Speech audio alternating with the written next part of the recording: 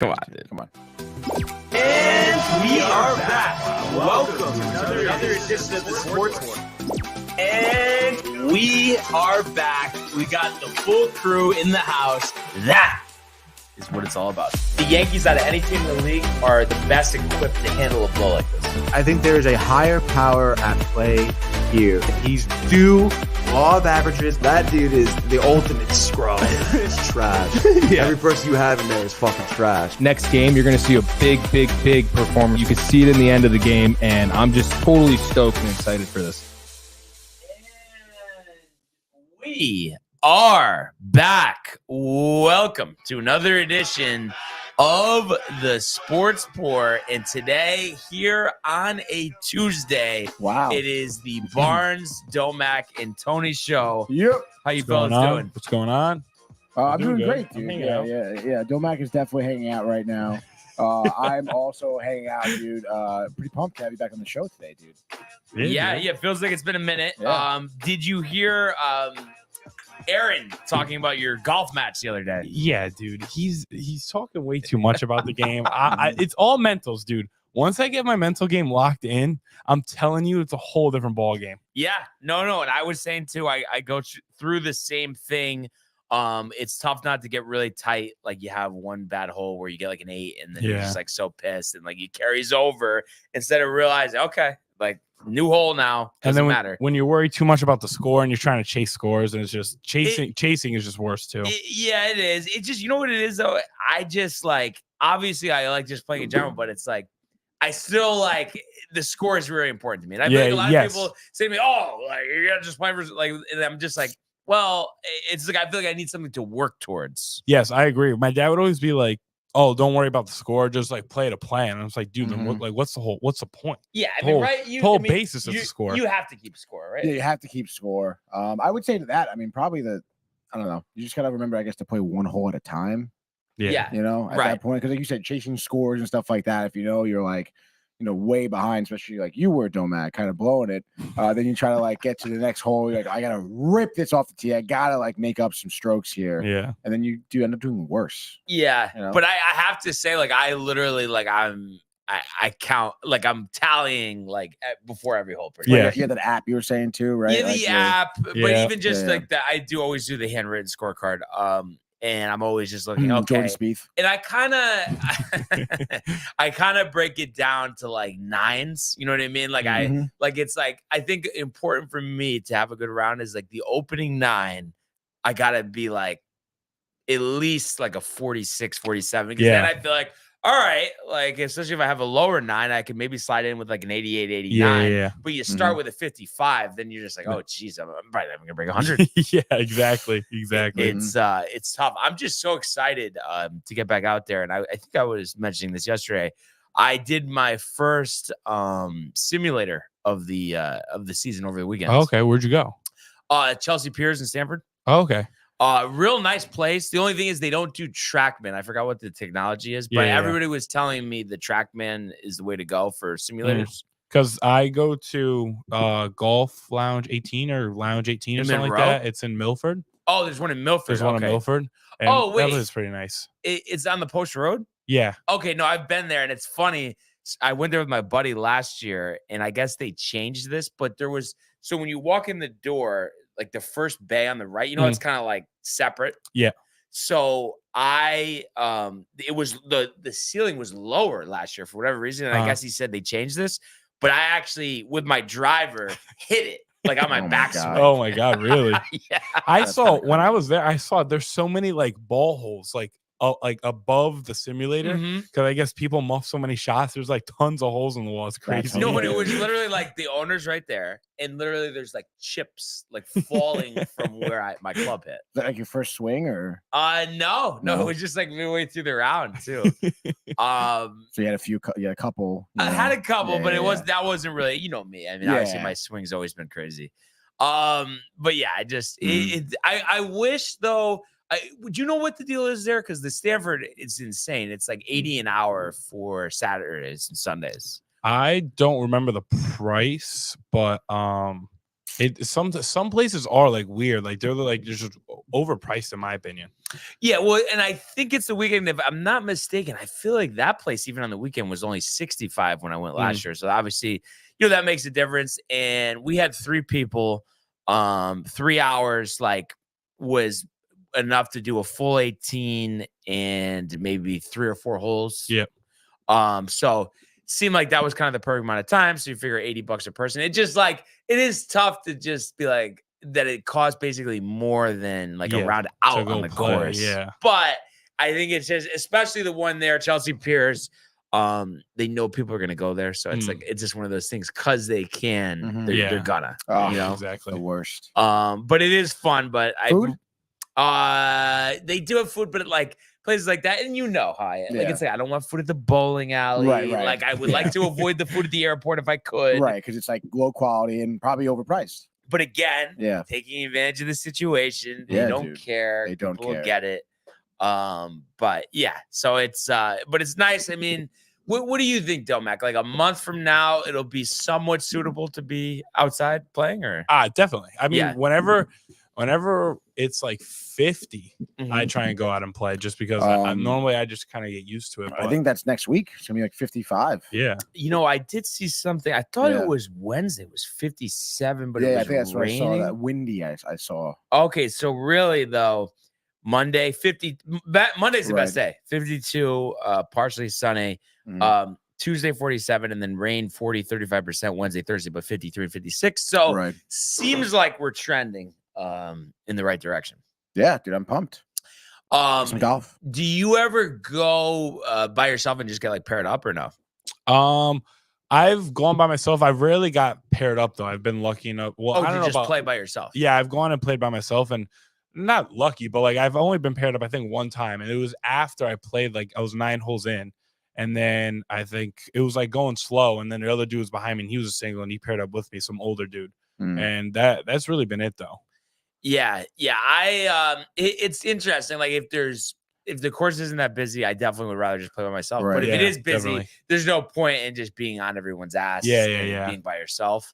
But I have something though. It's I feel like during the year, I'll just get a quick round in by myself all the time. But in the off season when it's cold, I'm not going unless other people are going. I feel. Yeah. I mean, for me, just because I found out about free golf in Trumbull, because the course is closed. But I guess when at Tashua, it's closed. But my friends who live around there say you go, and then the groundskeeper is still there, and they see you there, and they've never complained or said anything. So people go, and I've seen other people play there. And so they drive into the parking lot. They're not going from a house nearby. No, I've driven when I gone there the 4 times I think. Yeah, I've played there. I driven into the parking lot, grabbed my clubs. You went with people, or you just went out? Yeah, I went once with one of my roommates, and then a couple times I went with 4. It was 4 of us. I drive there, get out, grab my bag, I chip and putt a little because there's a chip and putt there. Yeah, and then I get out, and I start playing. I mean, I know some people look at that as kind of messed up, but in my opinion, if it's closed and I'm not sitting there messing up the course. Right. I'm playing a certain way, and I know how to play well enough where I'm not just messing up the course. So I mean, the groundskeepers are there, and I see them keeping the course right. So I mean, I've played it before, and I didn't have an issue. No, that's always been a big thing. Back in the day, I actually used to do that during the season when the course was open, but just go out there later after the driving range. And you have the pool cart. But also, it was a huge thing, Whitney Farms, because there's so many houses around there. One of my buddies lived nearby there, so we'd always go. I'm trying to think of what hole it is. I think it's maybe 14. There's an uphill par 4 because you played Whitney, right? No. Oh, you haven't played. No. Okay, but it's this, and then there's a par 3, but you just walk down this hill right there. Sometimes the stars would come around, and you said, as long as you're not messing up, but sometimes occasionally people would start throwing the tee markers, and it's just what are you doing? Yeah. Normally at so far I've seen it at Fairchild, I've noticed that after you go play 9, if you just go you pay for 9, and after if you just go to the 10th tee, I haven't seen anyone say anything either. And I guess I looked that up one time because I was is that allowed? Is that an actual thing where I got to get in trouble? And people on Reddit, there's threads of people complaining and saying the integrity of the game, this and that. I can't believe you're doing this. And then in my mind, it's if no one really cares, like I don't understand the big issues if I just keep playing. I mean, I get it, it messes up the flow, but that if the flow gets messed up, then I would feel bad. But if I'm just playing, nobody's there, and there's you're no flow, respecting you know the what I'm saying? course, Yeah, the I'm course not. isn't open. There's no one there to take your money in the first place. What about you? Where are you with this, Tony? I mean, I don't think it's a bad thing. Like what the hell, dude? I mean, it's Yeah, We're just trying to practice, trying to get it yeah. in. If you're not like acting like a fool on the course, and like Domac said, destroying the course or ripping up tee boxes or whatever, like what's the big deal? It was so awesome. I've told Tony about this, but definitely not you. So it was twice last year. My boy, his family has a condo on a private course in Naples. Oh, sick. And I literally every night, like 5 o'clock, just walk out there and a lot of times 10, 11, 12 holes. And like I never walk, but it's like private course, flat, beautiful condition. Every day I was out there. I was like, how am I not going to do this? Yeah, you can't. You always got to go. That is so cool. Yeah. That's awesome. Yeah. And it was pretty cool. I don't know if you've heard of it, but we played Tiburon. They just had like a senior tour event there, but it's like a famous course in Naples, and it was like unbelievable. Like they have 36 holes there. It's on the Ritz-Carlton Resort. It was like off season. It was like this was a deal. I think it was like 170, but during the winter, it's like almost $400 to play there. But I was like, I'll play in July. I don't care. Yeah, definitely. So that was pretty cool, but can't beat the golf. Yeah, dude, I'm pumped. I think we're gonna get out there spring break. Yeah, dude. Are you not? You're not here spring break though, right? No. I'm here. I'm here during Sacred Heart spring break. You're here. The week after, I'm going to Lauderdale, and then the week after that, I'm going to Copperhead to play golf. Copperhead. That'd be cool. Isn't that where there's like a PGA Tour event? Yeah, down in Florida. There's like, I guess like there's like Innisbrook, right? Yeah, Innisbrook. Yeah, there's like three courses or something like that there. Like there's 3 different types of courses or something like that. I was like my dad was telling me, so it's gonna be pretty cool. Wow. And when are you going? I think I'm going the 3rd week of March. So like spring break is the first week, and then the week after I lost so like with my friends, I lost the voting. Like they all have spring break the week after. So like I couldn't tell them like, hey, we're gonna go when everyone else is in school. So like I gotta take the school off. And then the week after, because it was a mix of like my birthday and like just like he wanted to go. Yeah. The week after that, we were gonna go back down there to play golf. So you're basically taking 3 weeks off of school, is what you're saying? Basically. That's kind of crazy. But I'm gonna email my professors, and it's gonna be kind of like a, hey, I'm out. You can't do anything about it. So like you let me know what you want me to do, and I'll make sure I get it done. Like I'm not just gonna sit around and like, I mean, the week I'm in Lauderdale maybe, but like I'm gonna try and get my work done before that. You know what I'm saying? Like I'm not coming to class, so can you do some extra work and send me some stuff on the side? No, not that. I'm just gonna say what I'm gonna do the best I can outside of the classroom. If there's like important things you want me to do or anything extra you want me to do, I'll do that. I'll take those steps. Yeah. This talk is like bringing back bad memories. I literally still to this day, I would say on average once a week, have a nightmare that I'm in high school or college, not going to pass a class, going to have to come back next year. Constant, repeat. Stop it, I swear to God, everyone would make fun of me. I would go, I can't study. I don't think you understand. I can't do it. Like I'm just looking at like this study sheet or whatever it is. Yeah, I agree. I cannot do this. It's so hard. Once a week, you have this nightmare? Yeah. That's fucking hilarious. But did you ever experience anything like that with like the studying or no? That I can't do it? Yeah, like it was like I'm literally trying, but it's just I guess it's just because like I'm not interested in it. It's like I'm just reading the paper, but it's like I'm not registering. And luckily like got by 4 years, all that. Right. But it was so hard. That's crazy. I don't know.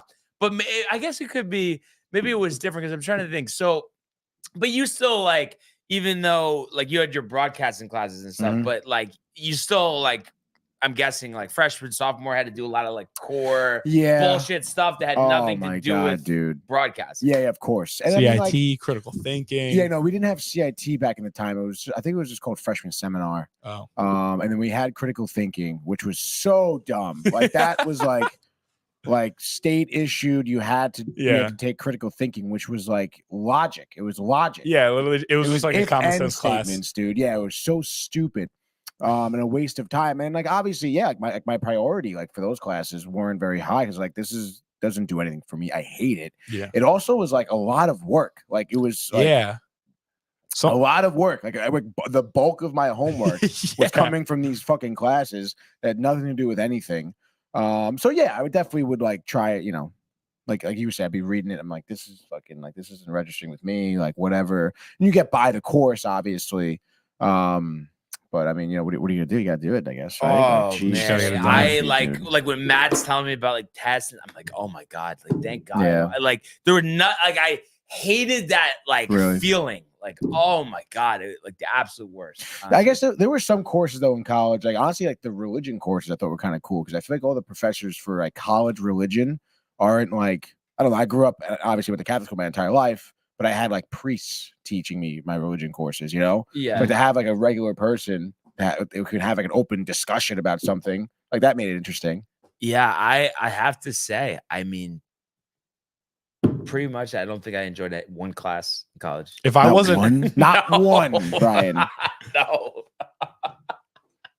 If I wasn't playing like a study game though, like if I wasn't like to study, if I wasn't playing some sort of like game, like flashcard games, or like if it wasn't right. game based, I wasn't like able to grasp it. Like I would have failed that test. Like if it wasn't for games, like I don't know, I don't even know if I'd be. Yeah, sometimes being like a psycho and just like repeating whatever it is that over and over and over again. Sometimes that would work. Flashcards were great. I love doing those. Yeah. Like, and then there's cards you put like the definition and then or whatever it is on the back too.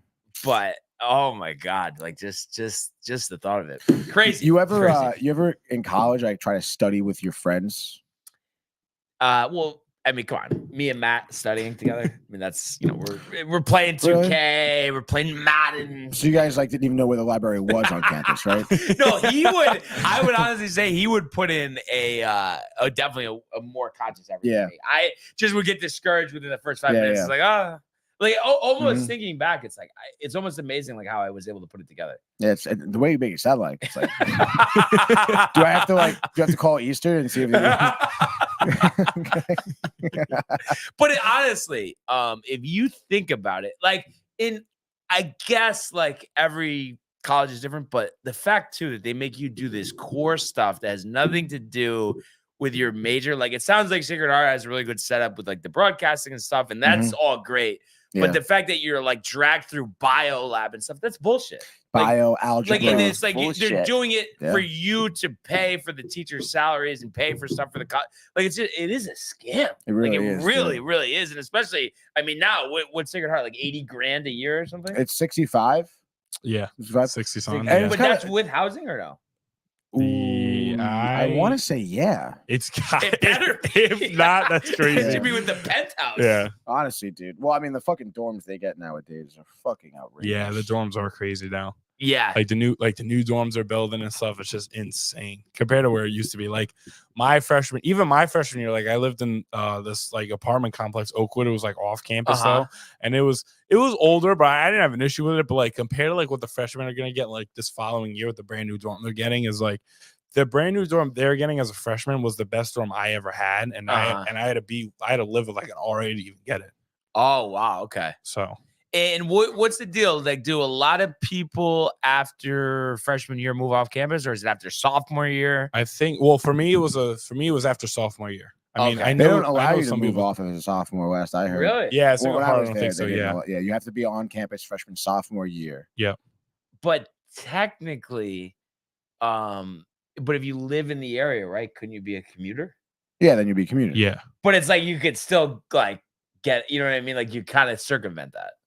Well, yeah, I guess so. You know, because like you're still living at home at the end of the day. I mean, yeah. You know, but I'm saying even if you're not from the area, you're like, oh, like let's just say hypothetically, some loaded family or whatever. Oh yeah, I'm gonna just buy this house here. You live there. You can live off campus. Oh yeah. Yeah, I guess so. In theory, I mean, you would have to be. I would imagine at that point they would make sure you're a Connecticut resident, right? Like, I couldn't do that. Yeah. You know? Yeah.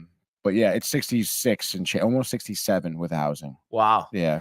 Which is crazy. It is crazy. The dorms, like especially like when you were there and stuff, like a lot of write-ups and stuff, or yeah, no, not so much. It's actually funny, like to hear Domac complain about his dorm when my freshman year I was in a like a double, right? Yeah. But it was a forced triple because how many students there were. Yeah, those are crazy. Yeah, we were in Seton, which is like literally was made in the 60s, like and has not been like no AC in the fucking building. Like, oh my god, you're outraged. Literally ridiculous. But only got written up once. And as a freshman. Because again, The drinking? Yeah, it was for drinking, which was bogus because it wasn't even my fault, right? Dude. So, of course, stupid fucking Connecticut kids, honestly. You met my friend Reese, right? Yeah. From Watertown, had his buddies up Yeah. for the weekend, whatever. And we were neighbors, him and I. So we were using the 2 rooms, pre-gaming, whatever, if we're going out. Nothing crazy, honestly. It wasn't like we had like alcohol everywhere. We had a couple beers, like literally just a few beers. And like his buddy like went out to the hallway out of my room to go to the bathroom. And these 2 people walked down the hallway. They were RAs. He didn't know that, but they're like, "Oh wow, it smells like beer like down the like over here." And he literally looks at them and he goes, "Hell yeah, it does." And they saw him come out of my room. So they knock on the door. I answer, search the room. There was beer bottles right there when you walked in. Yeah. Got written up.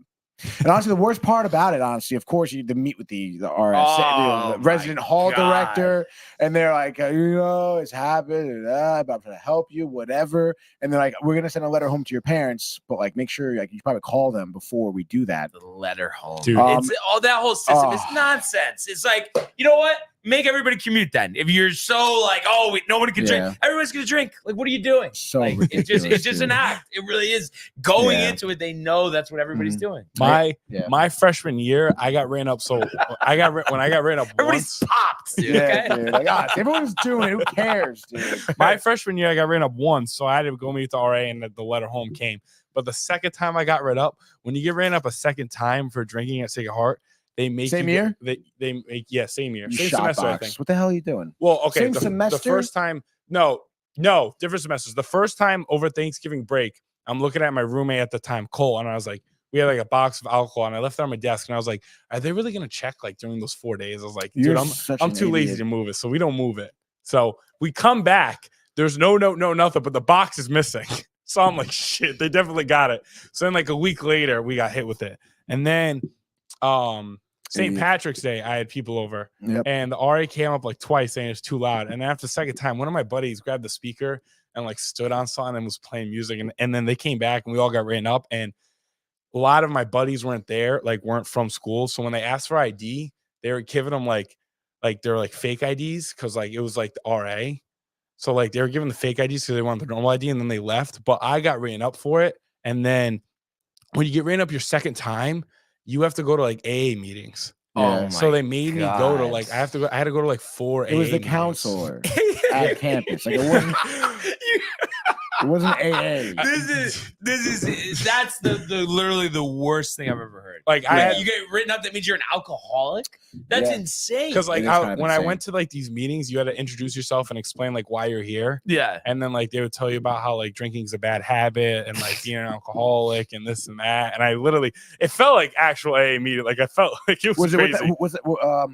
When I was there, the guy's name was like Channing something.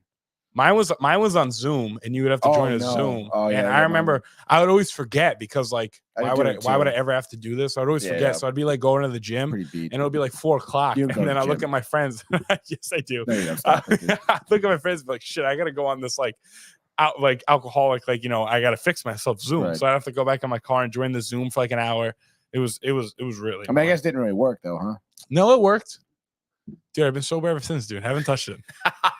I haven't touched it, dude. Not once. Oh man. We do have a lot of comments, and boy, that Tons like of 20 comments. plus minutes just like flew by talking I know, college and the shit that Jesus, it is. crazy, the dude. nonsense, the AA meetings. The I believe idiocracy. Josh beat us out. Yeah, dude. Tony, I can't find it. You gotta let us know. Page number 2, 3, maybe. Can't find it. It's like the one soundbite we use all the time, Domac. Maybe if you were too busy being a fucking alcoholic. Dude, that's not the case. It's not there. It's not on that page. Do I have to come over there? No, I got it. Dude. Don't make me come over there. I got it, dude. Josh B says, let's go. Lots of hockey to talk today. Hashtag TCA, hashtag So much Pirates, hockey, hashtag dude. Sports Report, hashtag Downtime TV. Kev Do with another let's go. We want the smoke. TCA for life. That's no lie. Shout out to my boy Bukta. TCA. Hashtag DTV. The Spirit Sport or the Sports Sport, but I think it was a typo. No subliminal message over here. I got something to say. I say it. And then we got Matthew Gabriel saying cheese up in here. Cheese. Yep, that's what he said. Is it not? Cheers. Yeah. Cheers. Josh B was saying Tony on the couch today. Yep. We got random arborist checking in with a pirate flag. Love Michael Buckta saying, yo, Domac, what's going on, Buckta? Talks about Tatum. Tatum's one of the best players in the league. I don't want to hear this nonsense no more. Then he starts talking about Josh B and Kev Do, a little back and forth. Bernie. And Danny V. Bernie. Morning, fellas. Let's go. I think, oh, yes, Danny V's here. There we Danny go, V's here dude. saying, morning, what's going Good on? to have Bernie. And a bunch of back and forth about Tatum. Just a bunch of back and Buck is forth. still in on here. his Tatum rants Yeah, right it's now. still on his Tatum rants. I think Love it's a that, daily dude. thing. Yeah, Yeah, it I've is. noticed every saying, day yeah. it's a Tatum comment. And listen, nobody loves Michael Buckta more than me, but I mean, I've a little lack of accountability losing the 2K match to Tatum. I know. I feel like he it's hasn't really Tatum, like, spoke to that. Yeah, no, he's That's not gonna. I crazy. don't think, dude. I think he So- just wants a rematch. That's what it is at the end. He What- did what say were he the wanted a teams? rematch, dude? Celtics Lakers. Yeah. Oh, that's Yeah, crazy. but back and forth game, couple pauses, some Yeah. train drop offs, the ferry. Yeah. But we'll get that match again Yeah. for sure. Michael with the late pull away in the fourth. Yeah, You know. yeah, exactly. But was a close let's go now to the world of Major League Baseball. Yeah, Wait, where'd it go? above Oh. NHL. It's deep to left. It's 700. Albert Pujols. Yep, what a play! Stop it, Yep. And Alonso cracks one of the Mets win the ball game. Out of sight.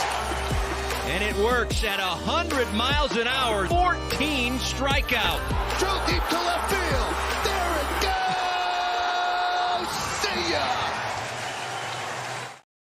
All right. So all the spring training camps underway, and we have games Wow. coming this weekend. Juan Soto, had a press conference yesterday. Stanton looking a lot more trim, so there's hope there. But I mentioned Soto. I think they asked him some questions about free agency. He just talked about how he's focused on next year. Of course, a guy his ability, his age, of course he's going to go to free agency. But I just had to bring this up. I was listening to DNR this morning, and Dave was on with Dan, Rick being off, and he's saying how he's like 100. Basically, he was alluding to, maybe he didn't say these words exactly, but he was alluding to the fact that he thinks like 100% Soto isn't going to resign with the Yankees, which is the most ridiculous thing that I've ever heard. And then to top that, by saying that he thinks he's going to the Mets. Like, I don't care whatever past quote, this and that. There is no way in hell that Juan Soto is going to go to the Mets, first of all. And the fact, too, to definitively say that he's not going to resign with the Yankees is absolutely absurd. They haven't even played one game yet. And, of course, yes, there's a couple ifs and that's, but everybody can see from the onset here, we got a special season coming up. To have that mindset, I don't know. It sounds kind of like a desperate Mets fan, to be honest. I don't know what you guys think. I mean, hey man, if that's his take. I mean, the fact of the matter is, like, there's going to be plenty of teams interested in Juan Soto at the end of the year. He's going to be making the smart move and betting on himself, and he's going to play his game. And like I said, he's going to have probably a ton of offers at the end of the season. But don't you think too? And obviously, Right. yes, with Cohen, the Mets are in this category, but there's only a couple teams that can even sign him. He's going to want $400 million. It's not like probably. there's 20 teams like Yamamoto, the whole league, looking to sign him. There's only going to be a couple guys. So I just don't get why the thought is that, like, why would it be like a guarantee he's not Well, going to resign with the Yankees? I mean, I don't know about a guarantee, but it's not a guarantee he's going to sign with the No, it's not a Yankees. guarantee, but to say that it's like, oh yeah, I mean, he's going to be gone. He's going to the Mets. Like Dave, that's how Dave was saying it though. He's going to the Mets. He's going. Why the fuck would he want to go to the Mets? I don't understand this. I mean, when you look at the Mets organization, I mean, they do have a lot of prospects. They are playing for the future, and they haven't really necessarily, made big moves this offseason. They could push for him heavily. Because again, like he hasn't signed, he's not going to sign with the Yankees like right now. Like there's no way he's going to sign an No, extension. but I'm saying like, if he was on Right. the Mariners, even like it's like Right. he's playing out the season, so like it doesn't matter oh where yeah, he yeah, is. no, He's no, going no, to no, free no, agency, no doubt he is. But and it's like he's a star player with Right. the Yankees. If they have a great season, why would he not want to stay? Why would? That's why I'm saying it's just so ridiculous. Well, does he of think Dave that to coin it that does he way. think the Yankees are not going to have a good season? Is that what he said? I didn't hear him say that. Well, what did he say? No, he That's just all he said. said? I think he was just saying like, oh, because of the contract he wants, that the Yankees aren't going to give him that contract. But it's like, I mean, they didn't say that, and it's like That's right. We've seen with them, they're very opportunistic. I know I fumbled that for a second. But it's like we saw with Cole right away. Whatever he wants, let's go. Right. Judge what it takes to keep him. Let's go. So it's like just because they're not giving Blake Snell $250 million doesn't mean that they're not going to give Soto the money that he wants. No, yeah, and that might be a reason why they're not giving Blake Snell the money he wants, because they do intend to spend a lot on Soto. But again, I mean, a lot does ride on how the season looks, and I think maybe like more teams maybe than you think would be interested in Soto. I mean, would you really want to break it down? Obviously, Mets, Yankees. You would imagine Dodgers, just because they always seem to be interested in big names. But the Dodgers, I mean, they're going to go bankrupt if they could. Soto. I mean, I feel like the Giants have been trying to make moves Giants as well. Not, but being the position of power that he is, he's not going to the Giants. So it's literally the Giants give him $700 million, maybe, and that's pathetic. And again, you never know. Toronto was interested in him as well. And then on top of that, I mean, look at Baltimore. A couple new owners in there. You never know if they start spending money. I mean, they could try and get Soto too. I mean, Baltimore could be a really good team this season too. So, I don't know. Again, everyone's gonna be interested who can be. So, I mean, that's just the fact of the matter. Like, he's gonna be offered from numerous teams, and he's gonna have the pick of the litter. Like you said, he's in that position right now. And you're anticipating a great season from him too. So again, he's going to have all the leverage in the situation. So I think at the end of the day, it depends. I mean, obviously, it's just really up to him on what he wants to do. Yeah, I just feel like kind of like I was saying though, the options aren't plenty. Like I said, I think there's no way he goes to San Francisco. Red Sox clearly have some money problems. Yeah, they're not giving out contracts like that. Yes, he could go to Anaheim, but he probably doesn't want to go to Anaheim. He probably wants to win.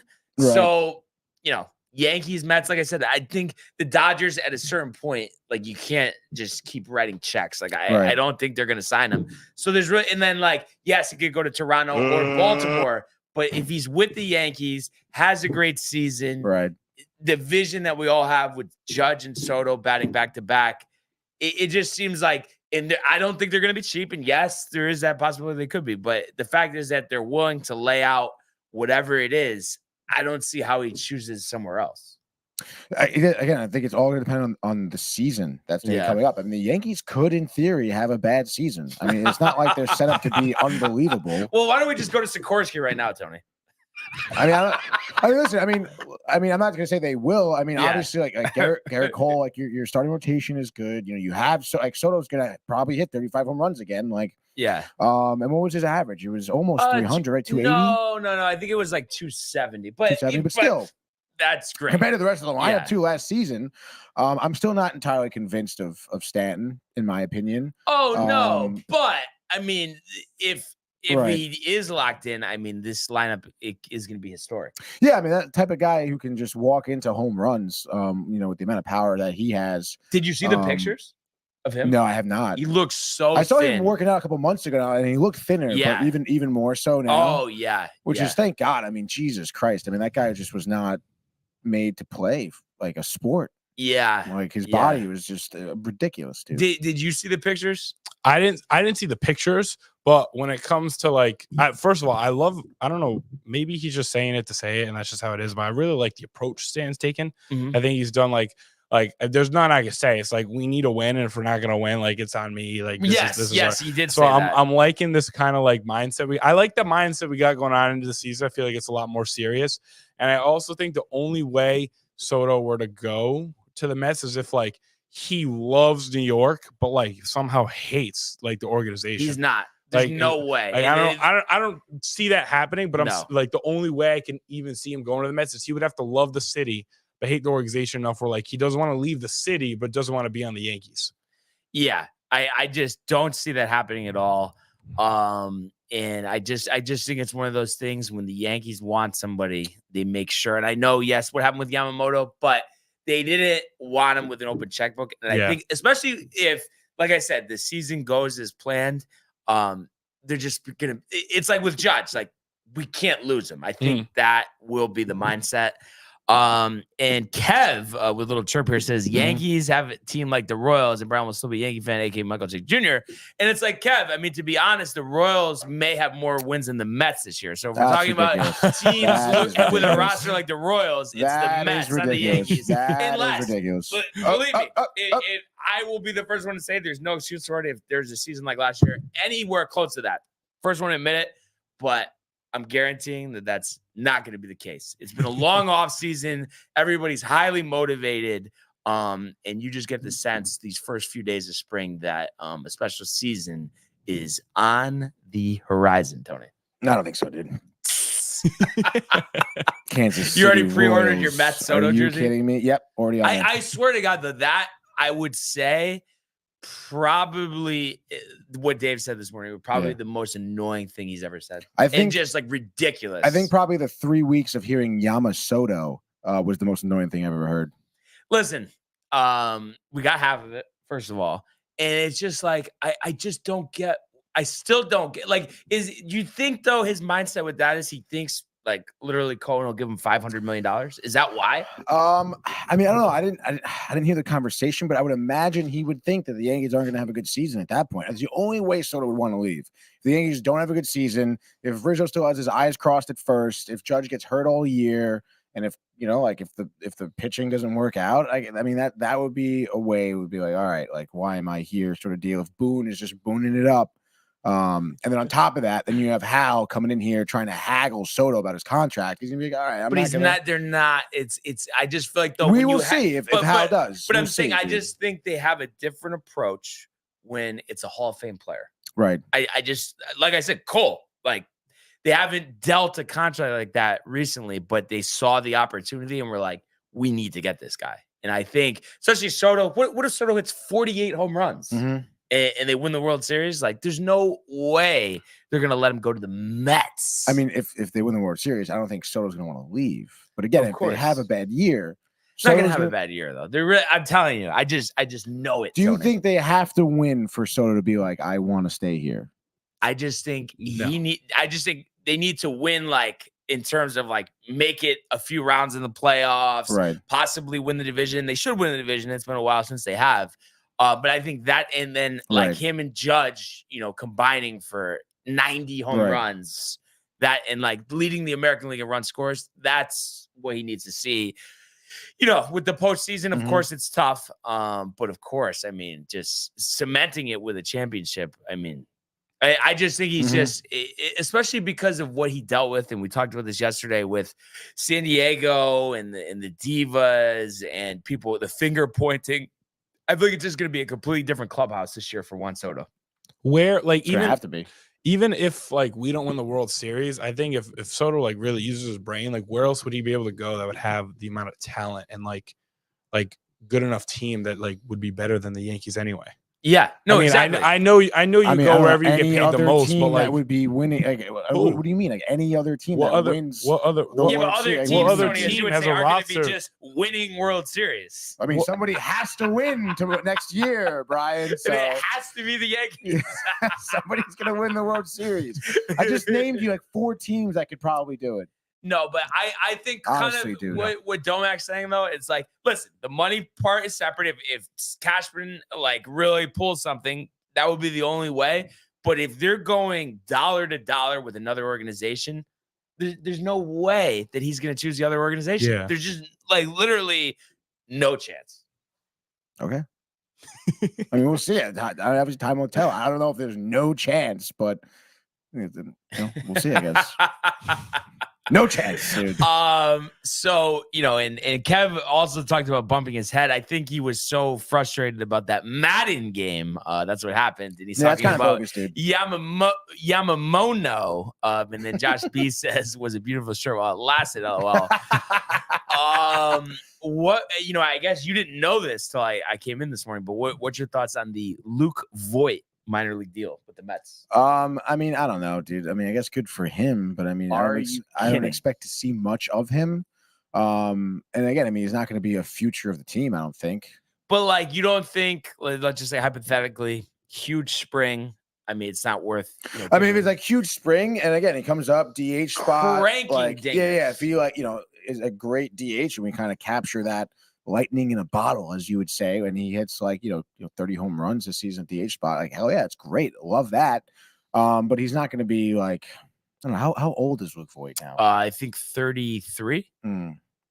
Again, I mean that's great. It'll make up for not picking up Martinez or Soler for the DH spot. But where did Soler go? Fucking Toronto, maybe no.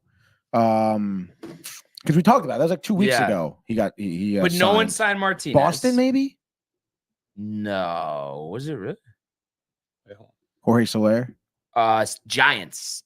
Makes sense. The Giants. That's why we did. We have to come back Conforto. I wonder if the Giants are gonna get some of these other guys since like they don't Snell? have a team.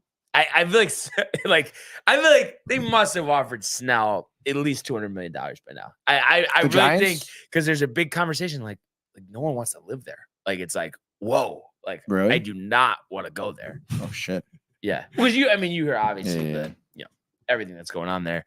But I don't know. I know you've always liked Voigt, right? Yeah. But I mean, at the end of the day, but like I said, I think there's just no risk though in a spring training. Oh no, none at all. And if he's hot, play him. And I think he has a higher ceiling than DJ Stewart. I know he had some good moments for the Mets last year. Defense could be an issue, but I think they were talking DH and then Vientos at third. But Beatty, is it the Beatty Vientos battle for third base? I think for right now it is, dude. Okay. But I would say it's probably like 60-40 in favor of Beatty. Yeah. And that's what you would like to see, or right now, yeah, I think so. Okay. But then again, we haven't seen Vientos a ton at third base last season. So like what's the defense? It was very spotty. Like? We saw him pick up first base, when Alonso was out for a little bit. So I mean that was kind of cool to see him adjust to playing first base. He's rarely done first base. And we saw a little bit of outfield, a little bit of DH, and honestly, I think maybe 3 games at third. Like it was very small sample size.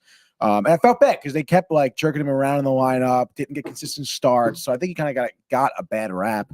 But the position's certainly open. We saw Beatty struggle at the plate latter half of the season, make some defensive errors as well. So third base is definitely up in the air.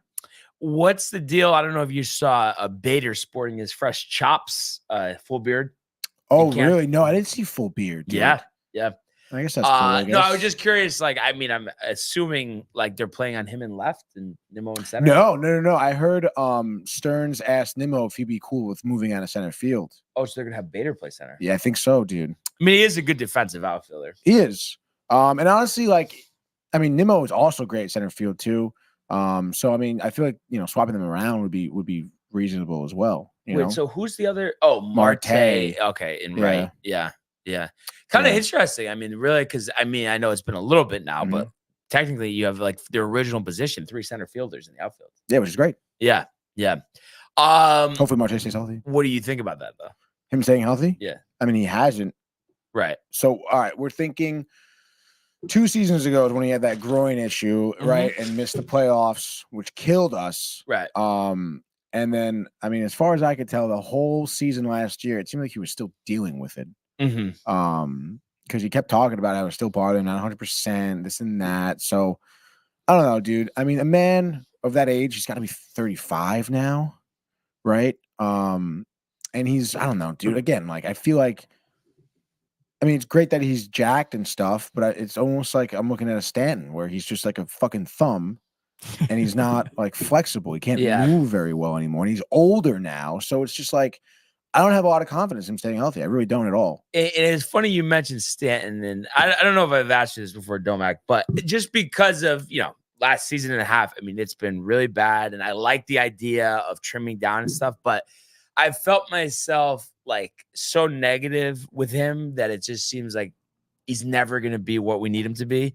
But what do you think about that? Like, is there a somewhat of a chance, like just 30 home runs and even 240? Like, is that in the cards? I think now we're getting to a point where like he's almost going to kind of start changing like his whole mindset, almost like when when good players get older and they know they can't do what they used to, they start to tweak a couple things so they can still be like real effective but not the same. So I could definitely see like I guess that's the goal, right? Because I mean, if he's not hitting 30 home runs, it's not like he's like getting on base every time, you know what I'm saying, or running, stealing stuff like that anyway. So I guess he really can't change much other than like his production still got to be at least 30 home runs. Because if not after that, I mean, what is he on the team for? So I guess that's what we want, but at the same time, it just seems like I don't know if he could do it anymore. And it's like, interesting this year or next year, and then that's it. Yeah, no, exactly. And my thought was like, just watch as much tape from 2017, what you did, what worked that year. But then I also saw something that came out and said he's going to change his batting stance. Didn't say exactly. So it's like, but when he made that change in 2017, that's when he went off. So it's interesting to see if he goes back to a straight up approach. But a lot of people say that would be better for him. But it's like, why did it work so well for a little, for years, and now it's not? I mean, you think it's just because of his bat speed being slower? I mean, maybe that, but I hear a lot too. I see like online that I guess like one of the big things about like maybe it was Pete Rose that said it, or someone said it, and I guess like when you get to the majors, like people change their swing, and like people will say like never change your swing because like that swing got you to where you are now. Right. Like to change it, like is almost like, what are you doing? Right. So like maybe if he goes back to what got him there, that'll help him. It was Pete Rose who said that. Yeah. It was actually pretty dope. I forget, it was on MLB Tonight, I think, and he was saying that the only adjustments he ever made in the majors was either moving up, down in the box, or choking up or choking back down on the bat. Never changed his swing his entire career. Interesting. But I do think Stanton is the outlier because nobody has that swing. And you can see how it's like, how is your balance in order of batting like that? Right. It can't be, right? Yeah. He had like he changed his hitting coach, right? Did he have a personal hitting coach? He might have, yeah. I'm not really sure about that. But at the end of the day, Domac, I mean, you think it's going to be the same old, or are you somewhat optimistic that we could get something? I think we could get something because Rizzo will be perfectly fine now. He's not going to be like half concussed for like 3 months. I think Soto's going to play well. And I think with that is going to take the light away from Stan a little bit, and he's going to feel a lot more comfortable. And I feel like the mix of that and the mix of him tweaking stuff and him, I feel like he's also realizing that he's not like really as good as he used to be. I feel like he's like kind of realizing that, and he knows that like his new expectation isn't, 50 home runs or 45 home runs. So I think with this whole change of mindset, which I feel like he's had based off of the way he's been talking in interviews, I mean, I could be completely wrong, but I'm thinking if he starts to think of like you were saying, 30 home runs, 240, I feel like that'd be a lot more effective for our team. And I think we'll do a lot better. Because I think also that'll make him like, I don't know, not say try as hard, but like I feel like lowering the expectations mentally will be easier on him. So then maybe come playoff time, if he does have a little bit left in the tank, maybe he plays even better, you know what I'm saying? And takes another step because he's not trying so hard to hit 50 home runs in the regular season and play all these games and do all this and that. So maybe like the lower expectation also helps him like stay ready for longer come playoff time, maybe. So I think it'll work. And I know we get annoyed with off days and stuff, but I think for him, probably makes sense to only play him. Let's say you have 6 games a week, play him 4. And I know the team we have, I don't think we need to play him every game. Right. And it's like, hopefully you could get something better out of Grisham, because that's who will basically be subbing in for him, at least until Dominguez comes back. And then it'll be a good problem to have once he's back. Yeah, definitely. What do you think about Ryan McNeil saying after this offseason, I've resigned from being a Red Sox fan, and he may convert to Mets Nation? What, really? Yeah, get out of town. That seems a little Let's go, McNeil, the drinking early or no? Probably, but that's great. It's great Met fandom right there. Drinking early. Let's go, baby. I have to say, I mean, I could see why Red Sox fans are like, "What the hell are we doing?" I mean, that's tough, yeah. And then they're investing money into the PGA Tour. Yeah, what is that, dude? You're owning Liverpool, right? Do they still own Liverpool? They do, yeah, right? It's just like, what are you doing? And then Kev still chirping. Yeah, still Kev Dew is not. Kev Dew is talking crazy. Damn, how many years in a row are you gonna wish Stanton gonna play while he's washed? To lose your defensive percent. Well, the thing is, how many years in a row? I mean, 2 years ago he was an all-star. Yeah, and it was a bad second half, and then last year just didn't started out good first couple of series. He sucked last year. Come on. I think the whole thing, you need to have momentum, and I think what it is he needs to avoid injury early and get off to a better start. And then I think then we can get to that point. But it's like, if he's injured within the first couple of weeks, then he's out from, you know what I mean? Then it cycles. So I think that's 191 batting average. 191? 191. Yeah. higher batting average this year, Grisham or Stanton? I I think Grisham hit 180, right? Or 170? don't know, I have to check, but it was around where Stanton was. Let me see. I think 198. Okay, so he did hit higher, but Mm. I mean he's got to be able to be a little better, Tony. I mean, you saw him rip it up against the Mets, no? I In the mean, wild again, card? like you. Oh, Grisham. Yeah. Oh, yeah, definitely. Yeah. Kind of annoying, honestly. He did. But I don't know. Stanton. I don't know. I'm kind of in the Kev Deuce scenario where I think he is washed. I've been saying that. It's just I do talk about having nightmares of failing tests. I have nightmares about seeing Stanton walking around third base trying to go home. Like, what is that, dude? Yeah. Well, I think like kind of we were saying, I mean, this is it. This is like, you know what I mean? Like, obviously we're not expecting MVP Stanton, but especially if it's just like last year or even worse than completely done, but this is his opportunity to kind of salvage the back part of his career. Yeah, I mean, he has to. Like you said 2 years ago, I mean, 35 home runs, right? Yeah. What happened? Yeah. 275 average, 72. Some Achilles injury from the All-Star game. Oh. Fucking Los Angeles. That and the Judge last year. Dude, that place sucks. Yeah. And then Ryan McNeil also says, if I'm a Mets fan, I can still root against the Yankees wholeheartedly. That's a good point. You know what? This is a tough thing for me to comment on because obviously not a fan of either franchise. So I think either way, not setting yourself up. He's going success. from garbage to garbage. Yeah, exactly. And then Michael Butka, part of the Barnes fan club. Love you, Barnes, my original savior. Wow. So Michael Butka, I mean, the best that there is, right? Yeah, he's the best. Can't beat it. But it's just so awesome. Spring's underway. And the crazy element is too that, you know, there are these guys out there. I mean, these guys have to sign with teams, and there's been rumblings about Snell. And it's like, I would be so excited Snell on a short-term deal. I think it like can completely changes everything. Yeah, I heard that. I guess we left a deal on the table for him, and then it's like us gave him a deal, and then I guess there's like a couple other teams that are interested in him, but like I guess he hasn't made a move yet. So Of course. I think at the end of the day, dude, if everyone gives him the same amount as the Yankees are giving him, I think obviously I assume he would choose us, right? And he said that he wanted to go to the Yankees earlier this offseason. So I think it literally will just come down to like what the other teams, if the other teams paying the same amount, which it sounds like they are, because if someone paid that much more already, like wouldn't you think he's signed by now? No, I would have thought he's still thinking about it. You know, because he wants to go to the Yankees, but another team has offered what he wants. The Yankees. So you're thinking, so you're thinking that he wants the Yankees to match it. The Giants, since It could they be, have money who that knows, they just want dude. to give away, like and just like. So I don't know. I mean, I think it's tough to see where he's going to go. I mean, again, but I would imagine if I don't know, unless they're so far off, I still think if the Yankees offered him something and he wanted to go there, he probably would have taken it by now. No, Boris is such a prick, though. I Yeah, I honestly think guess. that's the biggest thing. And I guess people were saying they're tight because he will circumvent the GMs and to call the owner, like Scott Boras. Go over the somebody GM's was head? saying that. Yeah. So I'm sure he will. you know, I think he's stuck in his ways as well. That's probably why every player wants Scott Boras as the manager. Like, Jesus. But it's like sometimes it doesn't work. Like it No, yeah, works exactly. a lot, but sometimes like you got to be the right player. And I guess these guys haven't been good matches. I think too, because he's representing guys that have concerns. Martinez is old. Chapman's coming off bad years. Mm-hmm. Snell has been inconsistent in past years. Can't go deep into games. And then Bellinger had some bad years as well. So it's tough to sell people on big commitments to those guys. Yeah, I mean, I don't know what's your limit for Snell.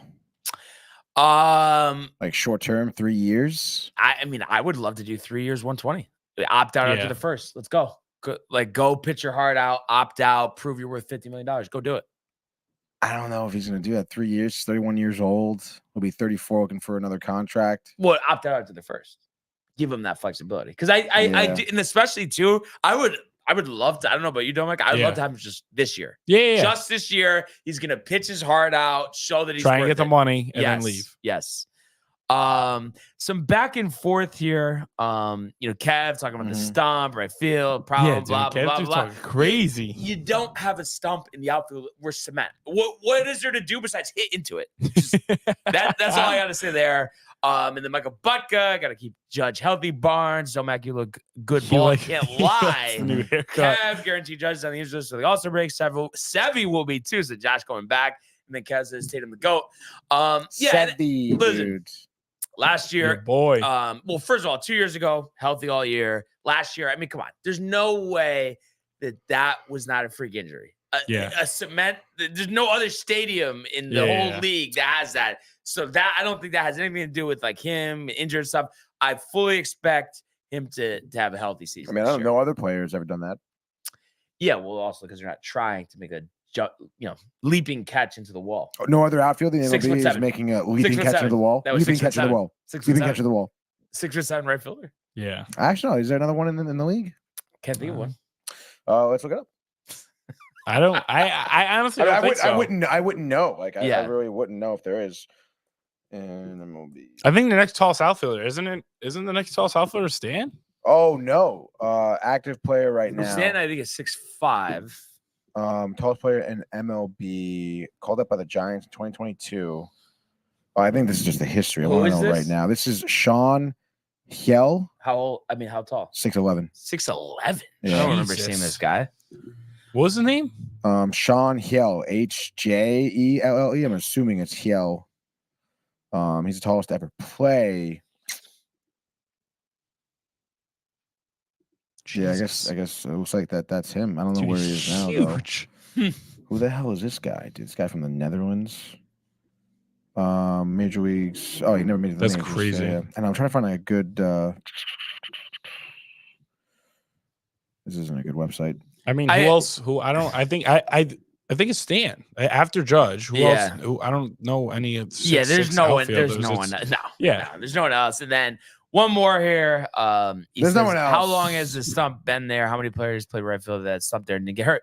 How many players had to make that catch though, Kev? Like you're missing it. It's the flan. I'm sorry, the flan is clouding your judgment. And the size too. When you're running, when you're that big and you're running at that speed, the contact is way more forceful than some 5'11" right fielder. Yeah, exactly. But all this conversation getting me jacked up. Can't wait for opening day. Spring training games this weekend. Definitely going to tune into those. But let's go now to the world of the National Hockey League. Here he comes. McDavid shoots. Top shelf. He scores. Captain with the overtime winner. That's the middle. That's a world-class hit right here. Tomsky stepping. Rink Washington made the full split save. Are you kidding me? Turn. Side of the net between the legs and they score. Filthy. David Pasternak, the silver trophy to the Golden Knights. Right. All right. So we had a busy afternoon yesterday in the National Hockey League. I guess a lot of people off. Figure for once, Gary Bettman getting the scheduling right. So I believe the first game was at 12:30 yesterday, which is kind of crazy. But some interesting results, kind of just running them down. One that I had called, and I know you were big on the Sabres in this one, but the Ducks getting the W. How about Frankie V, Tony? Two goals. I mean, I know he's got the contract, but there's, retainment and stuff.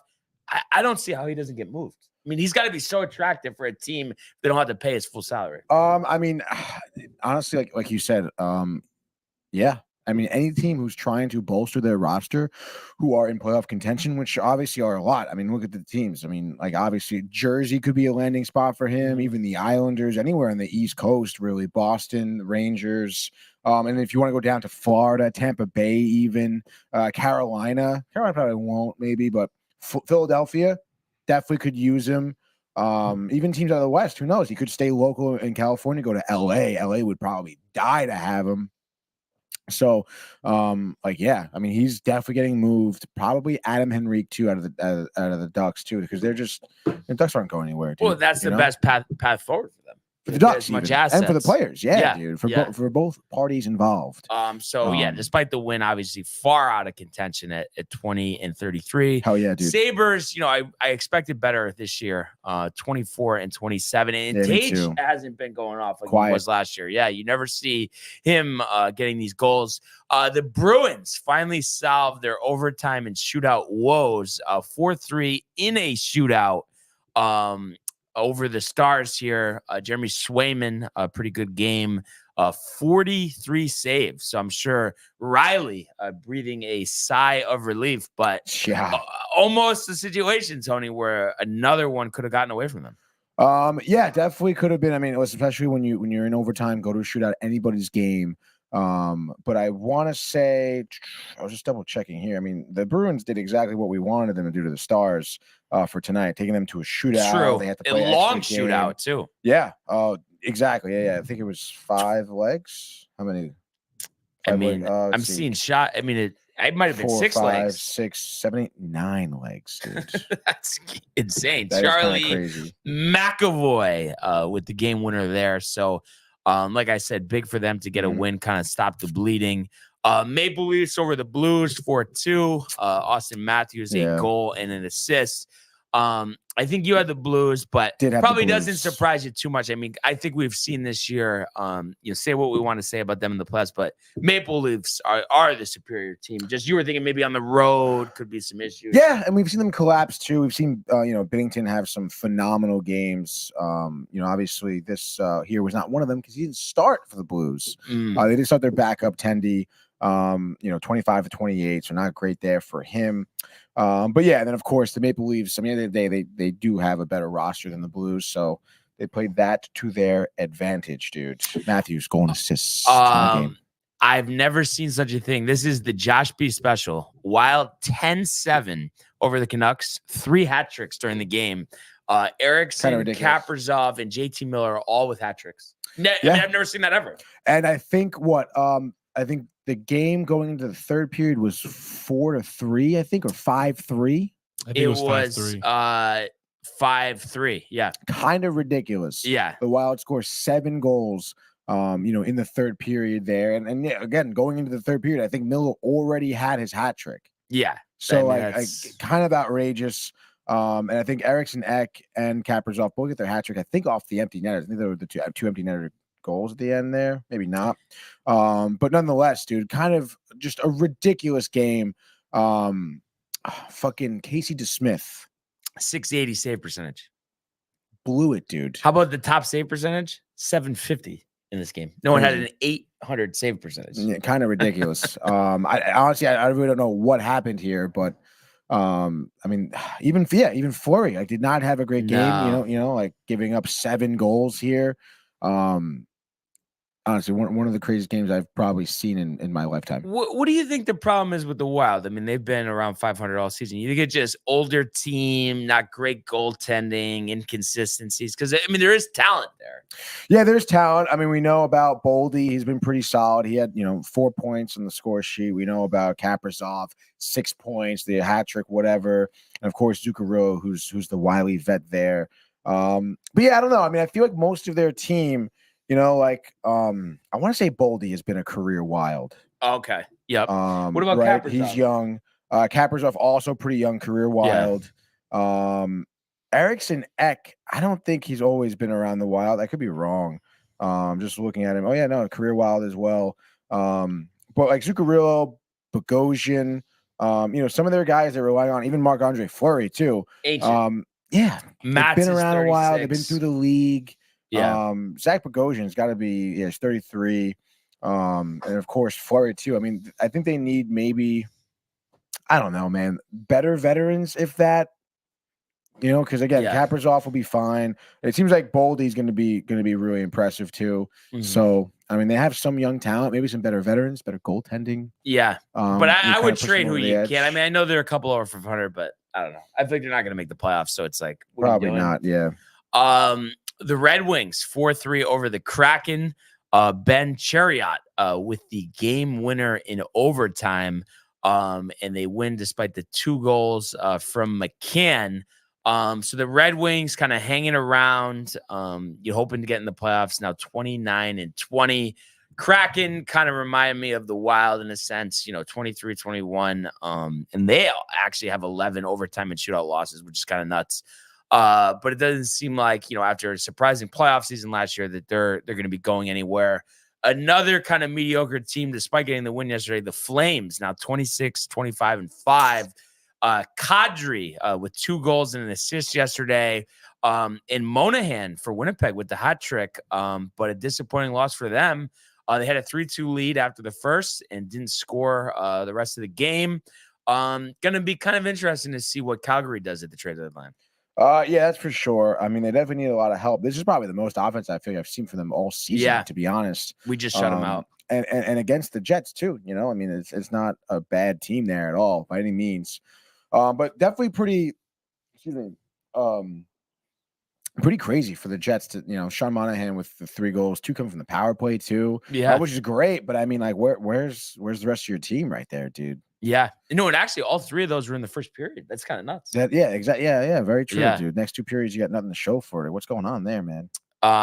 So yeah, kind of interesting to see that. The Oilers all over the Coyotes, 6-3. You had goals from Draisaitl, his 27th, Janmark, his 2nd. Kane had 2 goals, 20 and 21, and then Hyman is 33rd. So guy that doesn't really get talked about too much, but 33 goals, more than Draisaitl and McDavid, which is kind of nuts. You don't really think about that. And then Warren Fogle at the end, his 11th on an empty netter. Skinner, 22 of 25 in net. And it's a shame the Coyotes really were playing pretty well all season, but really have hit the skids here and are now 5 games under 500. So kind of seems like, another season will go by, without them in the postseason.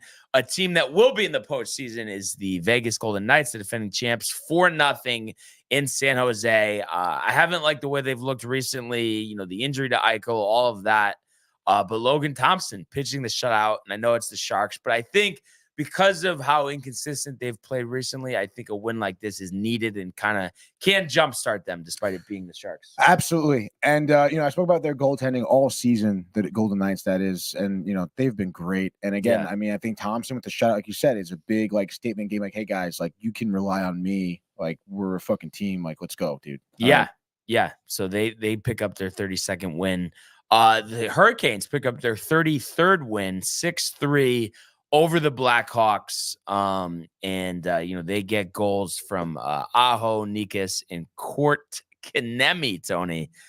So obviously a game here against an inferior opponent. Blackhawks only 4-24-1 away from the United Center this year. So game they had to win. They take care of business. And we've talked about it all season long. They're dangerous in the East. I'm dangerous. And last game of the night, the Lightning. Again, even though they're at home, usually they're pretty strong there. 4-2 at the hands of the Senators. So kind of interesting. And you have to wonder, and I know, some of the guys have changed in and out, but you have to wonder all those deep postseason runs if they finally caught up with the Lightning. I know they're 8 over 500, but it just doesn't seem like they're trending in the right direction. I mean, I guess so. I mean, they were due to get popped, I feel like, for a season. You mentioned, almost going for the 3-peat here. And Vasilevsky, the back injury, it just didn't seem right coming into the season. Mm-hmm. And I mean, look, against Ottawa, he left up 2 goals in the first period pretty early on. And they just couldn't come back from that. So, and it's a shame because, I mean, Kucherov is having a career year. Yeah, and it's for what? But I think also, too, Point hasn't been as good, right? And Brayden Point hasn't been as good. There's one other Even guy. Stamkos hasn't been that great. Yeah. Hedman's getting another year older. Right. Damn, who's the there's another guy. I forget what's his name. It's not Kut. Maybe I was just thinking of Point. Doesn't matter though, because I don't know. Look at the rest of this team here. I mean, listen, 30-22. They have playoff experience. They could make a splash if they do get into the playoffs, which they could. But I don't know, man. I mean, they're going to need some more contributions. Stamkos, nothing on the score sheet. Even kind of Sheary too. Geez, he's got to be 35. And they have Hagel too. Yeah, they have Hagel. Yeah, Connor Sheary is a former Penguin great dude. But he's got to do a better job, certainly. And like I said, I don't know, Hedman. 45 assists on the season, which is great, but I don't know. I feel like he's just not skating defensively as well. And he's a little, like I said, another year older. He's had an incredibly physical career being at 6'7". There's no one else 6'7" in the hockey league. So I mean, we'll see. Time will tell, dude. But it's got to start with Vasilevsky. That was my point. It's got to start with him, dude. And his season has reminded me a lot of Igor's. Yeah, really very similar. Except it's a little tougher though, because I feel like Vasilevsky's in a worse spot because it's because of a back injury. True. And, yeah, Igor's not hurt. And again, Vasilevsky, as far as we know, he is also, I believe, 6'7". So I mean, like theme of the day. He's got to really get down low, sometimes. Yeah. And if that back is bothering him, it's tough, dude. Yeah. And kind of interesting. I guess it's unconfirmed, but I think they're listing it as likely. Speaking of tonight, that Shesterkin they're saying is likely to start, which is pretty much a surprise to me. I don't know. I don't understand the thought process after that grueling game, on Sunday, to put him back out there tonight. Let's see. You said it's likely on. It is likely. Wow. Yeah. As of 10:55 a.m., dude, Eastern Standard Time. I don't know. I mean, we talked about it yesterday. Like at the end of the day, like that Stadium Series game is kind of like it's just different for a goaltender. It's about the lights, the glare off the ice, the lines of the stadium. It's incredibly different for a goaltender to get adjusted to that type of atmosphere. And then on top of that, I mean, Igor hasn't played well recently. He hasn't played a ton recently either. I mean, yeah. So I mean, I don't know. I kind of like it. Put Igor back on the ice tonight against a good team. They're on the back-to-back. So I think this is another good game. Like, let's go, like another shutout type of deal. Like, let's fucking go. Your confidence back. You're back. We're in the Garden tonight, right? Yeah. Like, let's go, dude. Road trip coming up. Short one, only 3 games. But after this, Devils, Flyers, Blue Jackets. So I don't know. I mean, to me, the Stars matchup is more daunting, but maybe they're thinking, they don't want him to start against the Devils, and that would be a full week of rest for Jonathan Quick after that Canadiens game. So it'll be interesting to see, what happens as the Rangers tonight going for 8 straight wins. And it's been in dramatic fashion. There's been some tight games, there's been some blowouts, but it's been impressive stuff. Having not dropped a game since the All-Star break, right? Literally have not lost. Yeah. And you sound a little sad that you were starting. But let's not forget here. I mean, the Rangers are a really good team, dude. So you know what it is? We were having this debate with everybody at the watch party, and I think yesterday too, with Aaron. But I just feel like everybody, you're really I guess I'm just confused that your confidence that he's a Hall of Famer. Like, you know what I mean? I just feel like, I don't know. Like, it's like there's a lot left here to prove, to show. And if the trajectory starting from last season continues, I just don't feel like he's going to be anywhere near the Hall of Fame. Well, no, but I mean, he has I think he has proven himself. I mean, look at a past few years. He's won the Vezina Trophy. He's led the league in categories like save percentage, like wins. Right. So I mean, it's there. It's just a little bit of a bump in the road here for Igor. And I mean, not to mention, I don't know, he's under a lot of pressure as a player. You're a goaltender for the New York Rangers, right? Like you're following up. A goaltender that was referred to as the king. Right. And on top of that, you have a veteran goaltender who's won multiple cups, or just one cup, I think. And Jonathan Quick, who's been playing his ass off, and who are like people, like fans want him to be the starter. So there's a lot of obstacles he's trying to break down here.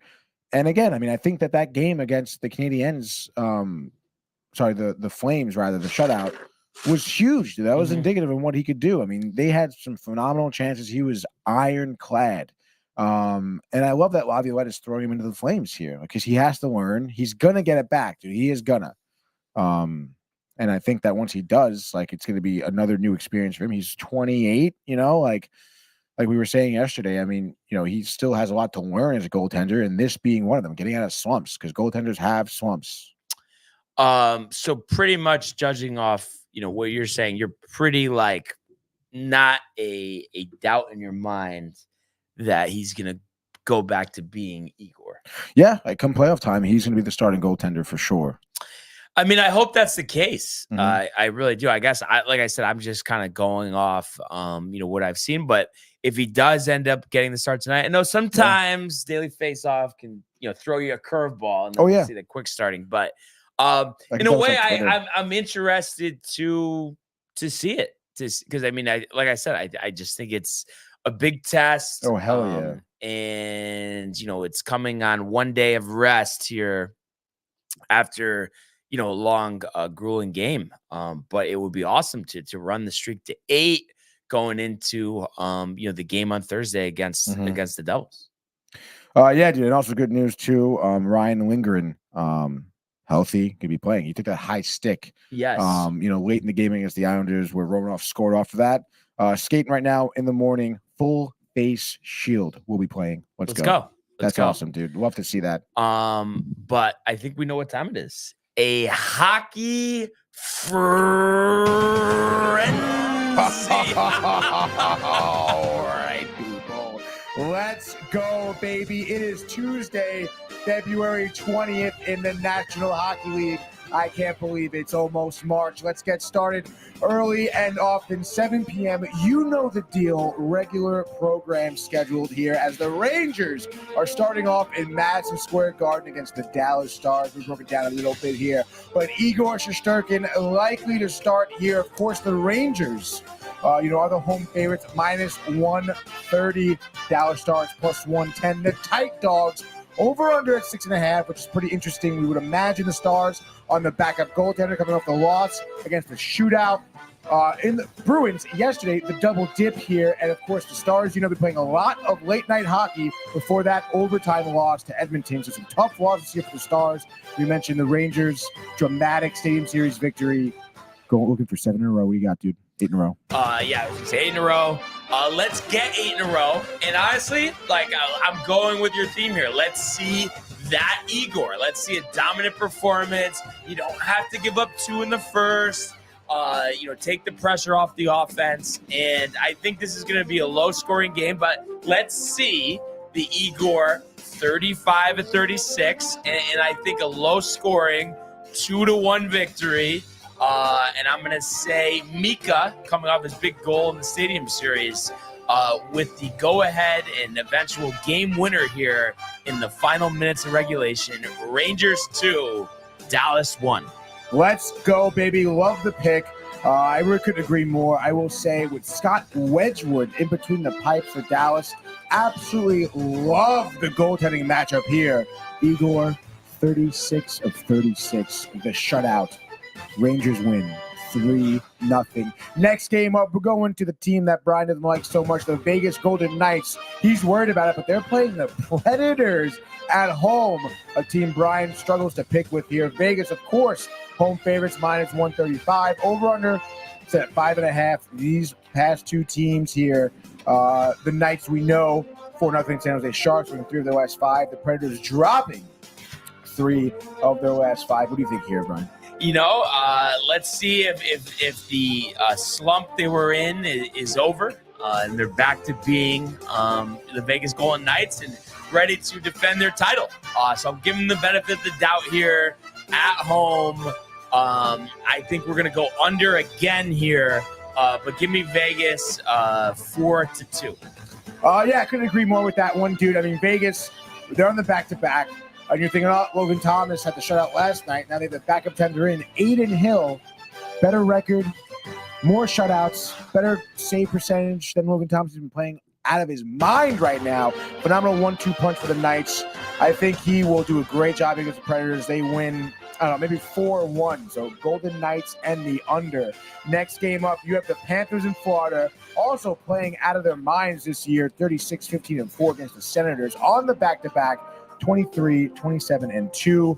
We'll take the Florida Panthers here. Obviously favored, minus 265. Heavy with the over under 6.5, Brian. Panthers over. I would say this is the lock of the night. And I know, 265, a lot of juice to lay here. But there's no way the Panthers lose this game. Sam Reinhart, the Josh B hat trick, 6-2. Panthers over the Senators. Absolutely love it. Panthers on fire right now. They've won 5 of their last 5 games, dude. shutting out teams like Colorado, like Buffalo, even pouncing on the Lightning, winning that game 9-2. So give me Panthers and the over as well. No hat tricks, though, for me. Next game up, the Penguins are playing your New York Islanders here in Pittsburgh. With the over-unders at 5.5, and the Penguins, slight favorites at home, -135. Both of these teams struggling a little bit. Penguins dropping 4 of their last 5. The Islanders on a 3-game losing streak, and we know they blew it against the Rangers on Sunday. So what do you think here with the Penguins? Islanders in the over. I think Wah gets them to bounce back. I think we have a crazy third period. Maybe it's 2-2 going in the third. We get 5 goals or something. And I think we're going to see a 5-4 Islanders victory. I'm going to go Penguins, and I'm going to go over. Give me Penguins in the over here. I think Islanders third period collapse that we've seen so many times this season. Penguins win this game 4-3. Next game up, we're going to be in the nation's capital of Washington as the Capitals take on the New Jersey Devils. You know about the Caps being quiet this year, 24-21-8. Ovechkin does with the team in points, but only 14 goals here. A little bit of a schneid there for him this season. Dylan Strome having a good year with 20 goals, leading the team with that. The Devils, I don't know, they're really consistent as of the recently last 5 games, dropping 3 of their last 5. You know, they did well against the Stadium Series, but what do you think they'll be doing tonight in Washington? And this one's for our good friend, Matthew Ryan here. I think Washington tight, about the way the season has gone. Nico Dawes getting pulled midway through the first period, wishing he was as good as Igor Shesterkin, who Matthew Ryan says is overrated. And I'm going to say the Caps win this one 5-2. So give me Washington and the over. Wow, dude. I'm going to take Devils and the under. I just think Caps have been dead in the water all season, really. Ovechkin's barely shown up, relying on Dylan Strome with 20 goals. That's embarrassing for the organization. Not to mention their goaltending has not been great with Darcy, dude. 8.94 save percentage, 3.16 on average goals against him per game. I just think Devils come here and offensively exploded up. Did I say under, by the way? Yeah. Damn it. Give me the over. I'm changing that shit up. I think Devils score 4. Let's make it 5. Everything at the end. They win 5-2. Capitals suck. Next game up. My goodness, we're going to run it back here. Jets and Wild, both in the back-to-back here. Pretty crazy. Coming off some pretty wild games, both of these teams. We talked about it. Jets dropping to Calgary. Wild beating Vancouver 10-7. I don't think they're ready for another game here, but we'll see. The Wild, of course, favorite at home, -160 on the money line, over under 5.5, Brian. Jets. I'm going to say Jets in the under. Who do we have? Is it the You back would of imagine 10? it's Brossoit for the Jets and Gustafsson for the Wild. Okay, yeah. No, Fleury confirmed. Fleury confirmed? Yeah, Really? They pulled him. Okay, Yeah. all right. We're out. But Fleury yeah, confirmed. I think the Wild had been a great game yesterday, but as we've seen, very inconsistent. I think they get shut out and they lose 3-0. So Jets and the under. Oh, I love it. That guy, Brossoit, I don't know if I'm saying his name right, back then for the Jets, has been great.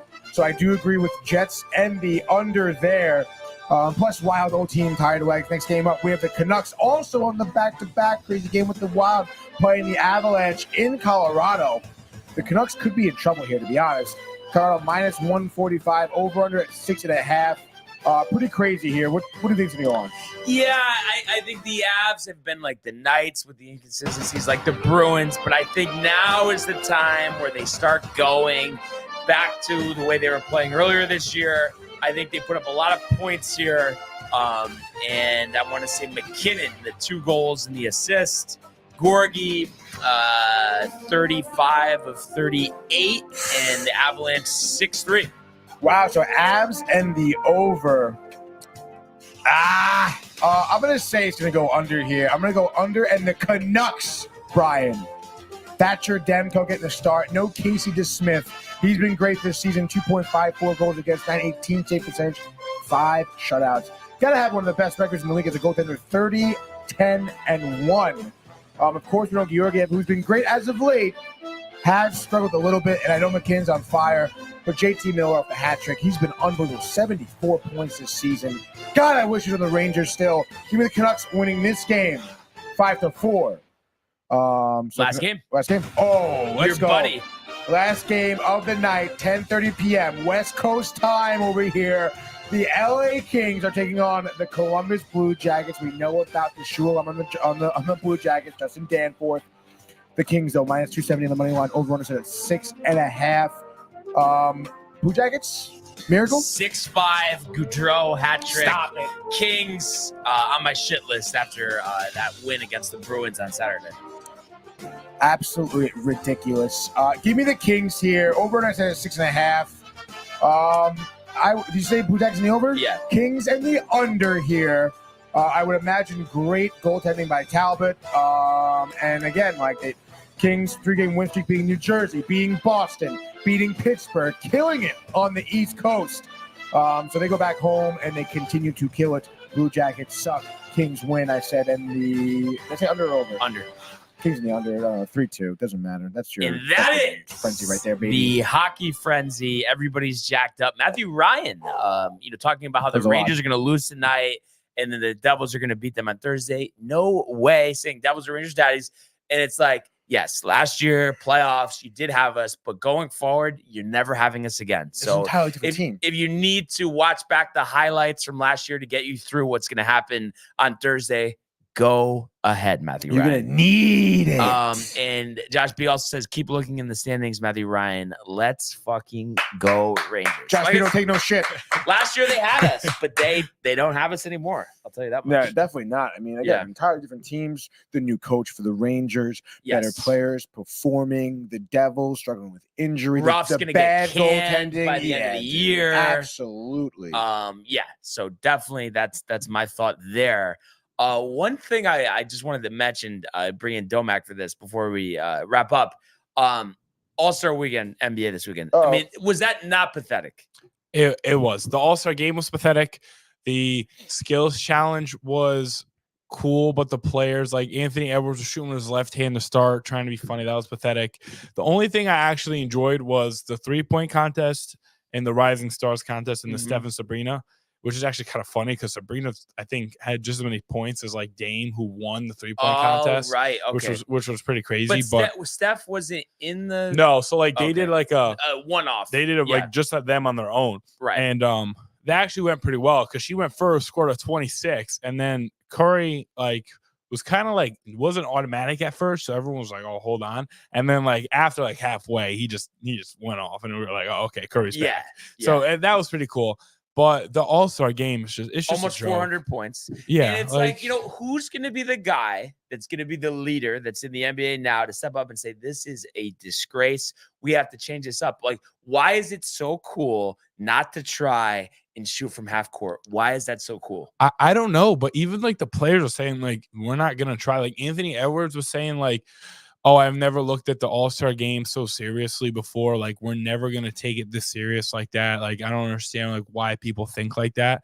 And I think Scott Van Pelt said after seeing that and after people were saying I don't know what you guys want from us, he was like, well, if you guys aren't gonna play serious, then we're just not gonna watch anymore. Right. And I do kind of feel bad. These people, for the All-Star game, they pay a lot of money to go watch, and you're watching they're not even trying. You're in my opinion, you're wasting money. They're just they're practicing. I got it's Matt so Ryan calling me right now. Oh, it's so stressful. Dude, dude. I don't think. I don't know. yeah. I mean, tomorrow, Matt. Tomorrow. Yeah, tomorrow, Matt. I don't. We got come binge on, buddies dude. coming up, Tony. I don't want to hear about the Devils. All right, dude. Not right now, dude. What do we have coming up on Binge Buddies? True Detective, dude. True Detective. Okay. Season finale. You're jacked. Sunday.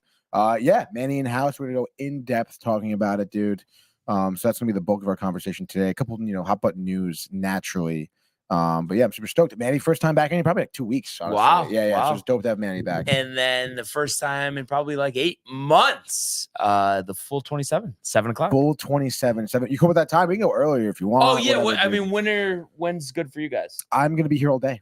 Oh, really? So, I mean, whenever you're So should I out, just basically gym and then just head over here? Yeah, Let you if you're- know. exactly, yeah. Because I feel like the earlier the better, because this way then we could go 3-4 hours, get a bunch of games in. Why not? And Exactly, then get home, reasonable home, time, reasonable get time. Tony some sleep. Yeah. So we'll keep you guys posted on a start date. And then Josh B, you wish Matthew, you guys are nervous. Is Tony nervous? Matthew Ryan says. And you know what? The one thing I will give Matthew Ryan credit for, at least he has stopped with the nonsense about Zach Wilson. Because my gosh. I could not take another comment about him. So I guess I'm going to talk about him. Probably, yeah. Now he's going to leave 800 comments about I it. got 2 hockey questions as Yes. someone like a beginner trying to learn some hockey here. Mhm. So first off, the stadium series, I knew kind of it before and I thought it was Yes. cool. Dude, Right. first of all, I didn't know how packed it actually got. Like based off the videos I saw, like the stadium was like filled. It was literally just shy of 80,000 Yeah. in like that's attendance. insane. Yes. And second off, now like in the NBA, when like one of the best teams in the league is up like let's say 30 and they blow the lead, like in my opinion, when I look at it, like I kind of don't worry about it. It's just one game. It's kind of a hiccup. But like Right. in NHL, is the Canucks giving up 10 goals like something to look at, but or not really because like it's just a regular season game. But the only reason I'm asking is because like in hockey, 10 goals is like not normal at all. I mean, I know Yeah. they score 7, but giving up 10 against a team that doesn't seem to be that good. Yeah, I think it's just one of those things where it's not going to happen again. Like the rest of the season, definitely not. Yeah. But I think it's just like the players themselves probably are like, Yeah. wow, like we have to be buttoned up, kind of a wake up call, especially for a team that's been pretty good this year for that to happen. So I think they look at it as a one-off performance. But I think the difference is, and you just see it watching these games, the guys on the ice compared to the NBA just want each game so much more. It's not like Yeah. it matters so much more. Yeah, literally. It's like not even close. And the thought of sitting out healthy, I mean, is actually a laughing joke. Dude, yeah, you won't be playing. Yeah. Like, you won't be in the lineup. Yeah. And they're getting paid less Right. on top of it. Yeah. Oh, I got a birthday party I want to go to. Get the Oh fuck my out of God. here, dude. Yeah. No, hockey over NBA all day, any day. And I think as time goes on, I'm sure you'll kind of grow more accustomed to it and Yeah. get into it. Because I'm telling you, I Right. was literally like, Tony, like, why are you even talking about hockey? Like, it's so boring. There's no scoring, this and that. And then here we are 3 years later, and I'm just completely enthralled and couldn't have a better time on Sunday watching the Let's game. fucking go. I know, right? What a time. And I mean, Yeah. again, you look at Lindgren, right? He's playing tonight. Probably broke his nose. Yeah, on it doesn't Sunday. matter. Face shields. I'm ready to go. Yeah, so that's awesome.